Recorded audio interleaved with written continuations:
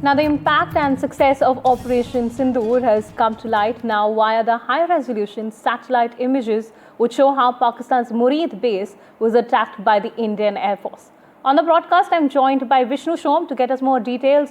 Vishnu, what is the significance of Pakistan's Murid base firstly, and what has been the extent of the damage to the base, as you can sort of tell us through the high-resolution images that we've been able to access? Explain what we have on our screens now. This is fresh evidence which has come of the impact of India's strikes during Op Sindoor.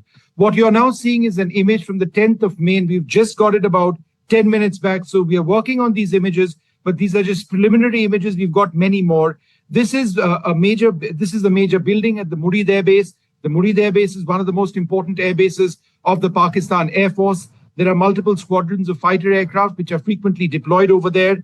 And what we've circled over here now, and we've got the before images and the after images. These after images of the 10th of May clearly show you that there are holes on the roof. So this actually goes to prove that India did in fact strike in these buildings, and the damage inside would be considerable, whether this was a missile strike or, from the looks of it, possibly a drone strike, since the impact points are somewhat smaller. It's something we need to look at. Let's go on to the next image that we have as well. This is what I was talking about. Do we have the next image with the crater at Murid Air Base? We're just going to go across to one more image, which is about to be loaded up now on our screens.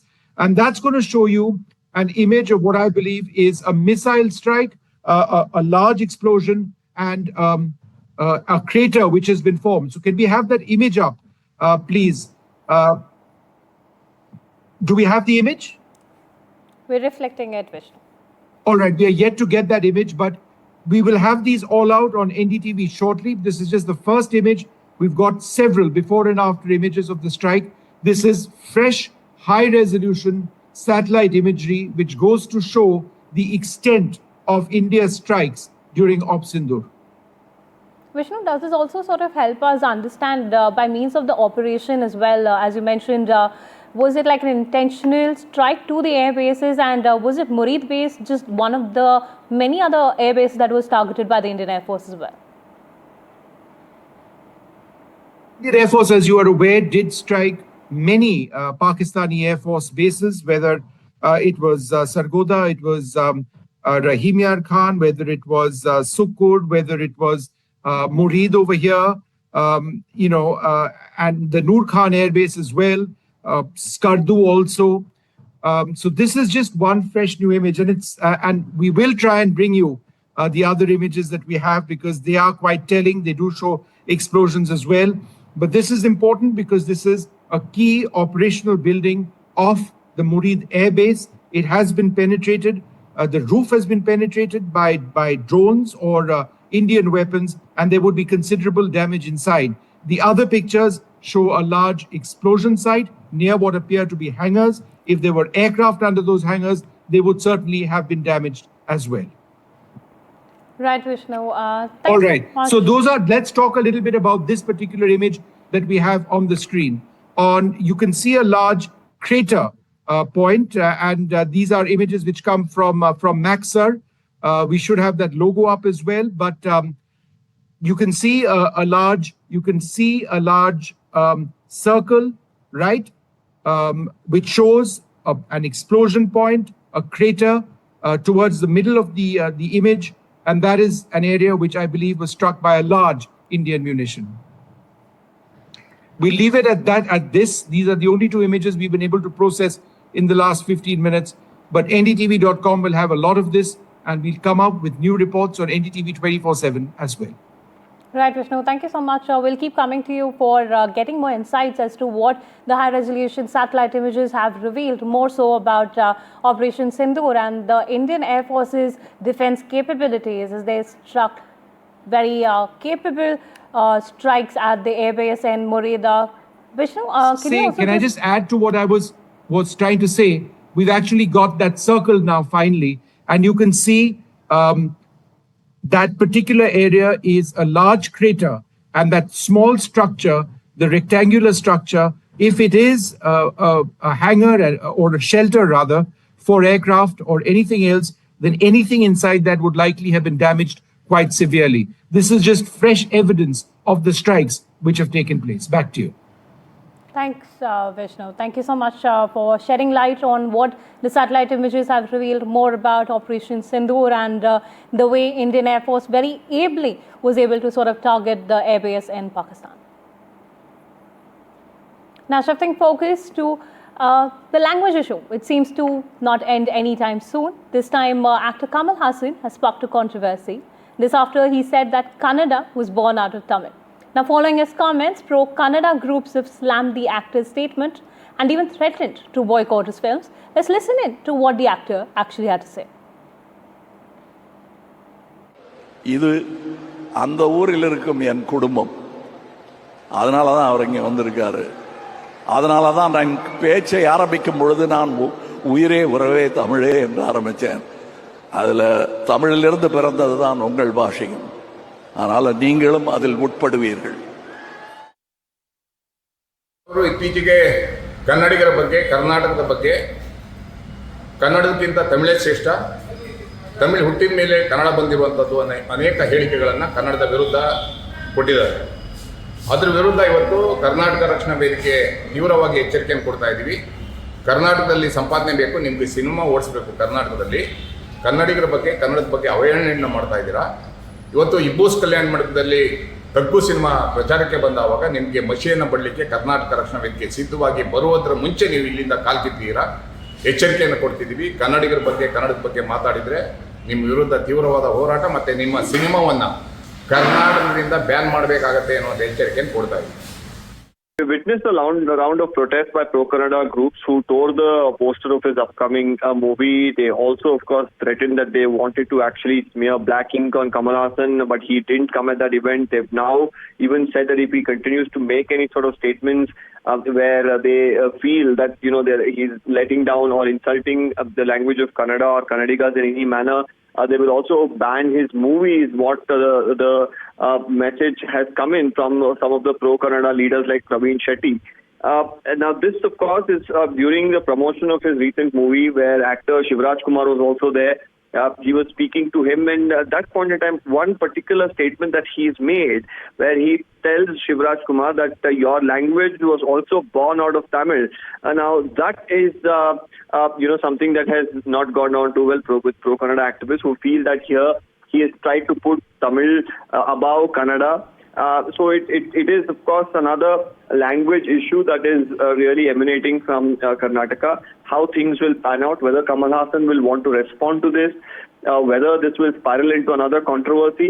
Now, that is something that remains to be seen. Now, staying on Karnataka, where a shocking case has come to light from Mangaluru, where a person died after a sword attack, while another is undergoing treatment and is fighting for his life. The incident occurred at Kambodi Kalpane and Bantwal of Dakshin Kannada district, and the authorities have now issued prohibitory orders till May 30th, is what we are learning. My colleague Deepak gets more details. Has been synonymous with communal murders. This is not something that the people of Mangaluru or the people of Karnataka or anywhere in the country would like for a district to become synonymous with something like this. But unfortunately, over the years, we've seen political murders, we've seen communal murders take place here. We've last month itself witnessed tense atmosphere here after two murders took place, two people from two different faiths.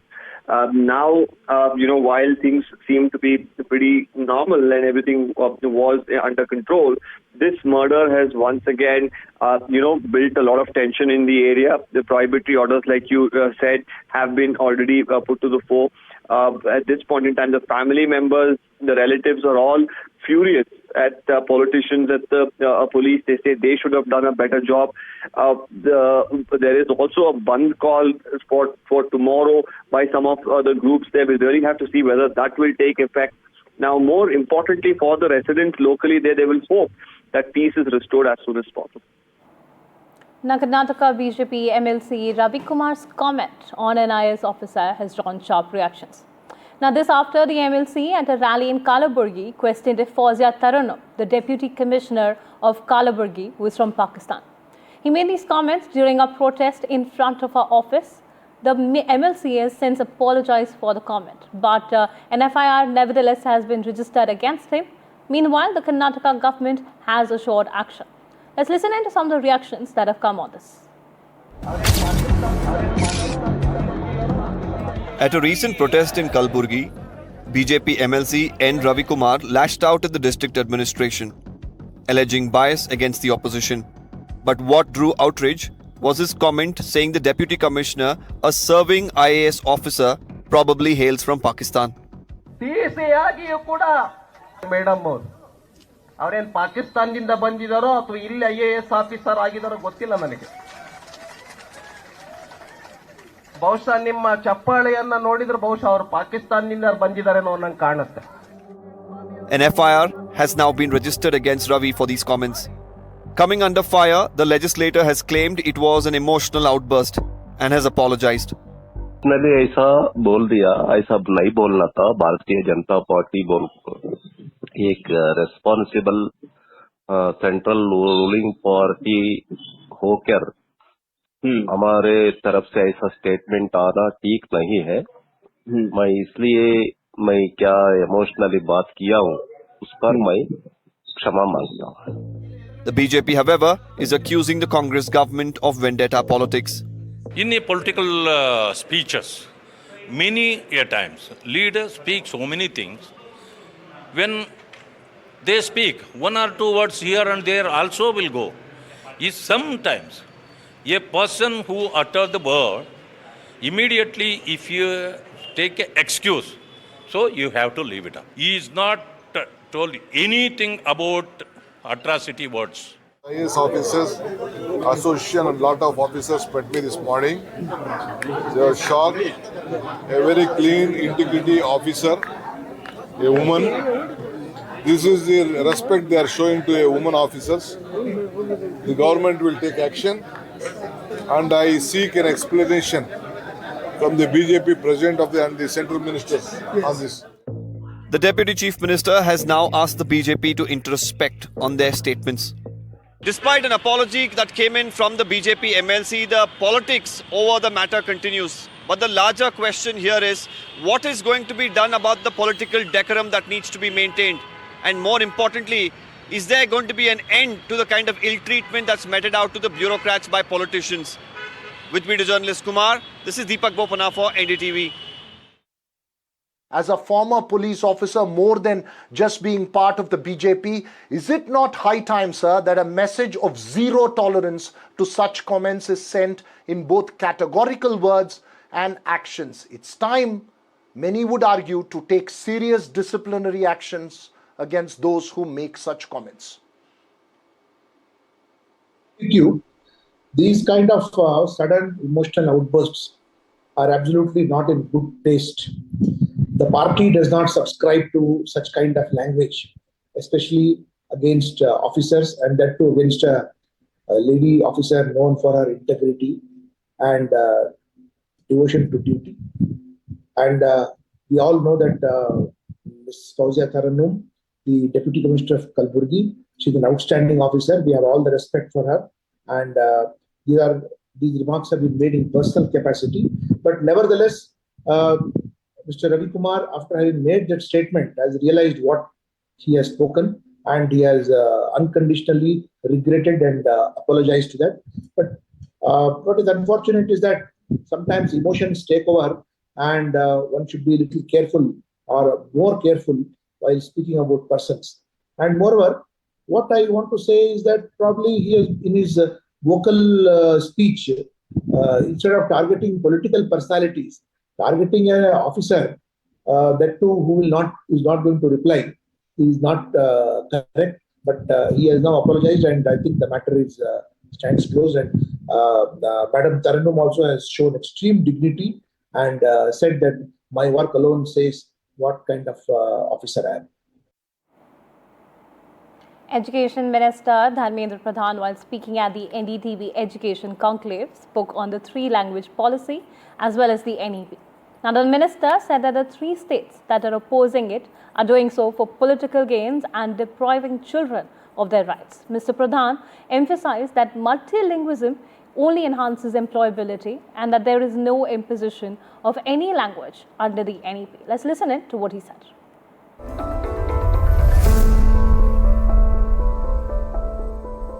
देखो, 3 राज्य एक राजनीतिक कारण से एक positioning किए हैं। मैं बिल्कुल स्पष्टता के साथ कह रहा हूं, जिम्मेवारी के साथ कह रहा हूं, तीनों की विरोध के कारण अलग अलग है। तमिलनाडु की कुछ कारण है, केरला के कुछ कारण है और बंगाल के कुछ कारण अलग है। तमिलनाडु के बारे में अब कहे, मैं पिछले बार जब संसद चल रही थी, मैंने तथ्य संसद के सामने रखा। जो लोग तथाकथित 3 लैंग्वेज फार्मूला को विरोध करते हैं और हिंदी इम्पोजिशन हो जाएगा ऐसे डर पैदा करवाते हैं, उनको मैंने पॉलिसी के बारे में स्पष्टता दिया है। एनईपी कहीं नहीं कहा है कि हिंदी ही भाषा होगी। आपका विरोध है कि हम 2 लैंग्वेज फार्मूला लगा दे, 3 लैंग्वेज नहीं लगाएंगे। आपके राज्य में लग रहा है। मैं फिर कह रहा हूं, तमिलनाडु की प्रशासन को मेरा ये अनुरोध रहेगा, आपकी तमिल बोर्ड की स्कूल में तमिल पढ़ाया जा रहा है, अच्छी बात है। आप इंग्लिश भी पढ़ा रहे हो, बहुत बढ़िया बात है। आप तेलुगु भी पढ़ा रहे हो, आप बहुत बढ़िया बात है। उसको लिख के देने में क्या आपत्ति है आपको? हम तो कहीं नहीं कह रहे कि हिंदी ही लिखो, 3 भाषा में आपका हिंदी ही होना चाहिए, हम तो कहीं नहीं कहा है, पॉलिसी ऐसा नहीं कहता है। Union Minister Dharmendra Pradhan has said NEP is not imposing Hindi, but learning an additional language, any language, will only increase the employability of students. And parties like DMK, he alleges, you are doing political positioning to build a kind of a Hindi versus Tamil narrative.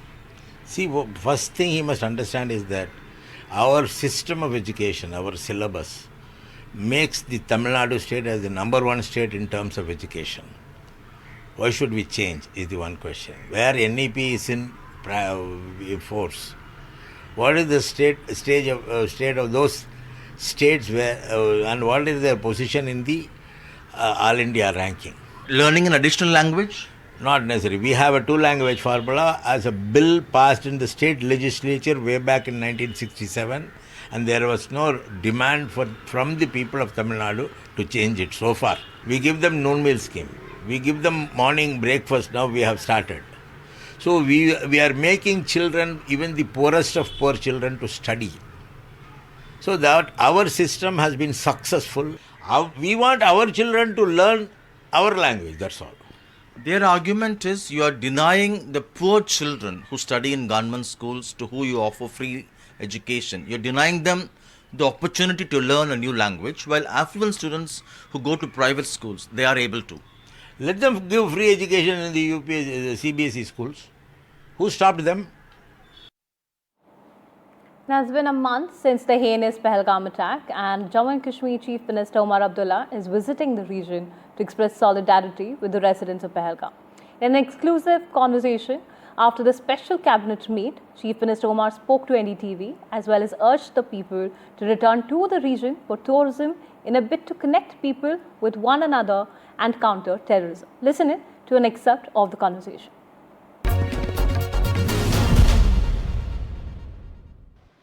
Well, it was most unusual cabinet meeting in Jammu and Kashmir, away from the state capital, Srinagar or Jammu. A cabinet meeting was held in Pahalgam in the backdrop of recent horrible terror attack at Baisran. I'm here at Betav Valley, and you can see Chief Minister Omar Abdullah is here. Omar Sahab, first visiting Pahalgam, now Betav Valley, and this valley is named after Betav film which was shot in 1980s. So what message first this cabinet meeting, now visiting to these places which were closed for last 1 month after the attack? It's been a difficult situation. It's also we also have to tread cautiously, because while it's important that gradually tourism revives in Jammu and Kashmir, and particularly in Kashmir Valley, we don't want to give this impression that we are callous, or that the fact that 26 people lost their lives on the 22nd of April doesn't matter to us. Of course it matters to us. But it's also a time when we must start looking to the future. We must start seeing how we can begin to normalize the situation in the valley. and how places like Pahalgam, Betab Valley can reopen.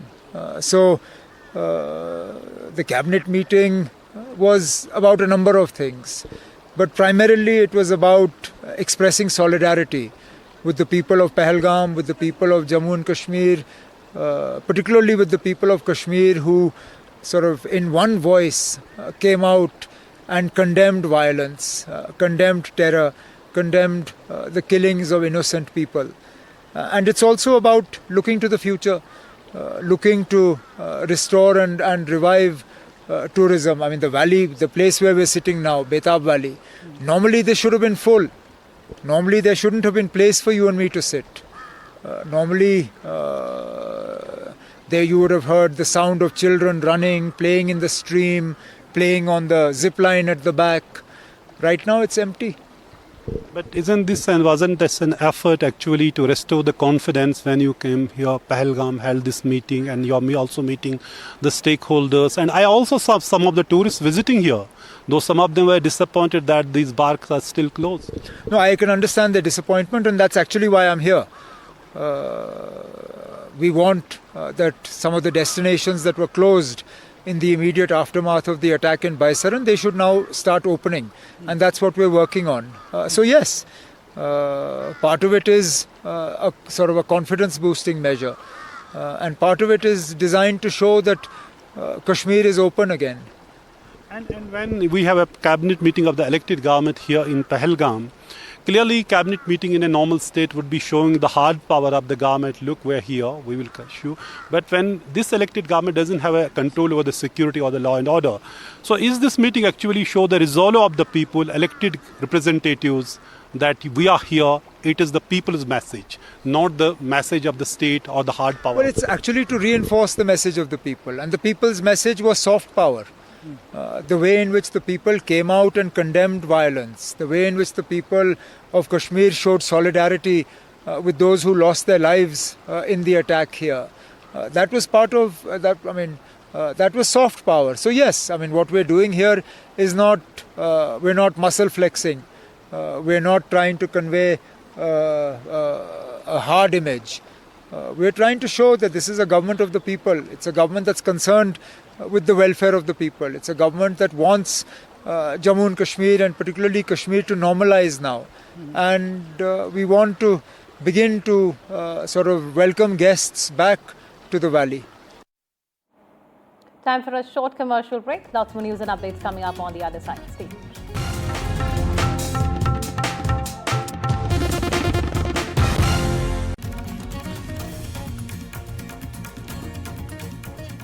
Now, the fight between the United States President Donald Trump and Harvard University is only escalating further.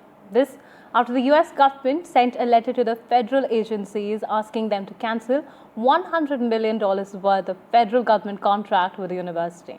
Now, the government has also urged the agencies to find alternative vendors. In fact, the federal agencies are now required to respond with a list of contract cancellations by June 6th. Remember, this comes after the Trump administration on Thursday had barred Harvard University's ability to enroll international students, citing political bias and failure of the institutes to crack down on the rise of anti-Semitism. Meanwhile, Harvard has stated that the actions of the government infringe on free speech and their academic missions. And with that, I'll give the mic to Leo. Now shifting our focus to the Padma Awards, which was presented by President Draupadi Murmu today at the Rashtrapati Bhavan. Now this year, the government had announced 139 Padma Awards, which comprised 7 Padma Vibhushan, 19 Padma Bhushan and 113 Padma Shri Awards. Meanwhile, NDTV's Arun Singh spoke to veteran actor Ashok Saraf, renowned for the show Hum Panch, and Paralympian gold medalist Harvinder Singh. Listen in. मेरे साथ mister Ashok Saraf, बहुत बहुत बधाइयाँ आपको sir Padma award के लिए। कैसा महसूस हो रहा है? और एक आपके इतने काम आपने किया है, इतनी मूवीज़, इतना थिएटर आपने किया है, एक याद जो आज आपको आ रही है कोई एक काम की, तो क्या होगा? वो बहुत सी काम की है ऐसे मैंने। ऑफ कोर्स ये इसका ही रिजल्ट ये है ना अवार्ड। बिल्कुल इतना किया है, बहुत 250 फिल्म हो गए टोटल। सब फिल्में 30 फिल्में की है, 300 फिल्में की है मैंने जी। और टीवी के लिए मैं कह रही जो एक जो किया तो वो कोई भूल नहीं सकता, वो हम 5 बिल्कुल, हम बात, मैं अपने कैमरा पर्सन से ये बात कर रहा था कि हम 5 की याद हम सबके दिलों में इतनी ज़्यादा ताज़ा है। सफिशिएंट है हिंदी के लिए मैंने जो किया, बस एक ही किया, लेकिन वो इतना तगड़ा था कि पूछो। और सर पहला रिएक्शन क्या था जब आपको पता चला कि आप ये अवार्ड जो है वो जीत पाने वाले हैं? अच्छा रिएक्शन था, क्योंकि क्या इन लोगों ने कहीं तो रजिस्टर किया। अच्छा, मैंने जो काम किया होगी उसको रजिस्टर होना, किसी को समझना कि ये कुछ कर रहा है, ये बहुत बड़ी बात है मेरे लिए, और वो वैसे होगी, इसलिए मैं खुश हूँ। बहुत बहुत बधाई सर, बहुत बहुत शुक्रिया। कैमरा पर्सन अश्विनी मेहरा के साथ अरुण सिंह, NDTV के लिए। 2024 पेरिस पैरालंपिक्स में गोल्ड विनर हरविंदर सिंह, बहुत बहुत स्वागत आपका NDTV पर। तो सबसे पहले, आई नो ये बहुत ऑब्वियस क्वेश्चन है और इरिटेट हो जाता है कई बार जो सेलिब्रिटीज सुनते ना, ये कैसा लग रहा है आपको? जी, तो आपको आई एम श्योर बहुत बार ये पूछा जा चुका है, लेकिन फिर भी मैं ये ऑब्वियस सवाल पूछूंगा कि आपको कैसा लग रहा है? जी, वो अच्छा लग रहा है, मज़ा आ रहा है और मेडल जीता देश के लिए और अभी पद्मश्री अवार्ड मिल रहा है, तो सच में बहुत खुशी है। आप अपने परिवार के साथ यहाँ पर हैं, उनकी क्या भावनाएं हैं और पहला रिएक्शन आपका क्या था जब आपको पता चला कि आपको ये अवार्ड मिल रहा है? जी, पहले जब पता चला, जो 26 जनवरी के दिन अनाउंस हुए थे, तो फैमिली को बताया तो बहुत खुशी थी। और एक खुशी तो ये थी कि 4th हाईएस्ट सिविलियन अवार्ड मिल रहा है, और दूसरी खुशी थी कि फैमिली को राष्ट्रपति भवन ले जाने का मौका मिलेगा। थोड़ा सा वरीड था कि कहीं ऐसा ना हो कि मुझे वाइफ और पापा में से किसी एक को चूज़ करना पड़े ले जाने के लिए, लेकिन लकीली वो दोनों साथ में जा रहे हैं। तो उनको इस बात की भी खुशी है कि अवार्ड भी मिल रहा है और हम भी साथ जा रहे हैं। और उनका क्या रिएक्शन था पहला, चाहे आपके फादर का या आपकी वाइफ का? कोई ऐसी मोमेंट जो आप हमारे साथ शेयर कर सकते हैं जो स्पेशल थी आप? जी, क्योंकि मैं दिल्ली में था, वो घर पे थे, लेकिन फ़ोन पे बात हुई तो वो भी बहुत खुश थे। और ओबीसी जैसा हर माँ बाप का सपना होता है कि बेटा मेडल जीते, अवार्ड मिले, तो शुक्राना कि थैंक यू भगवान का जो इस मुकाम तक पहुँचे, और भारत सरकार का माननीय राष्ट्रपति जी का धन्यवाद किया। तो बहुत खुश थे वो भी उस time. Time for a short break. Lots more news and updates coming up on the other side. Stay tuned.